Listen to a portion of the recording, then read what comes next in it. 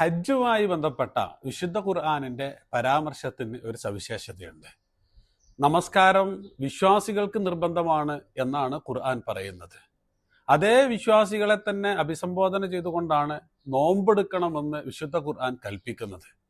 വിശ്വാസികളുടെ സവിശേഷതയായിക്കൊണ്ടാണ് സക്കാത്തിനെ വിശുദ്ധ ഖുർആൻ പരിചയപ്പെടുത്തുന്നത്. പക്ഷേ ഹജ്ജിനെ കുറിച്ച് പറയുന്നിടത്തെല്ലാം വിശ്വാസികളെയല്ല, മറിച്ച് അന്നാസ് അഥവാ മുഴുവൻ ജനങ്ങളെയുമാണ് വിശുദ്ധ ഖുർആൻ അഭിസംബോധന ചെയ്യുന്നത്. വലില്ലാഹി അലന്നാസി ഹിജ്ജുൽ ബൈത്തി മനിസ്തതാഅ ഇലൈഹി സബീല. മറ്റൊരു ആയത്തിൽ വഅദ്ദിൻ ഫിന്നാസി ബിൽ ഹജ്ജ്. എല്ലായിടത്തും അന്നാസ് എന്നുള്ള പ്രയോഗമാണ് ഖുർആൻ നടത്തുന്നത്. എന്താണ് ഈ ഒരു മാറ്റത്തിന് കാരണം?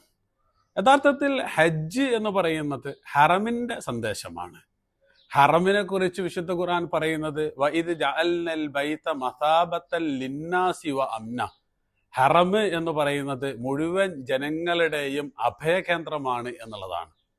ഹജ്ജിന്റെയും ഹറമിന്റെയും സന്ദേശം മറ്റുള്ള സന്ദേശങ്ങളിൽ നിന്ന് വ്യത്യസ്തമാണ് എന്നുള്ളത് കൊണ്ടാണ് വിശുദ്ധ ഖുർആൻ ഈ ഒരു സവിശേഷമായ പ്രയോഗം നടത്തിയിരിക്കുന്നത്.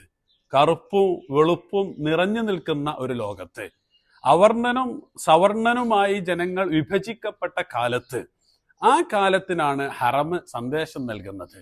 എല്ലാ മനുഷ്യരും തുല്യരാണ്, ആർക്കും ആരെക്കാളും ഒരു പവിത്രതയുമില്ല. അതുകൊണ്ടാണ് വഅദ്ദിൻ ഫിന്നാസി ബിൽ ഹജ്ജ്. ഈ ഹറമിന്റെയും ഹജ്ജിന്റെയും സന്ദേശം അത് മുഴുവൻ ലോകത്തിനുമുള്ളതാണ്, അവരെയാണ് അറിയിക്കേണ്ടത് എന്ന് വിശുദ്ധ ഖുർആൻ പറയുന്നത്.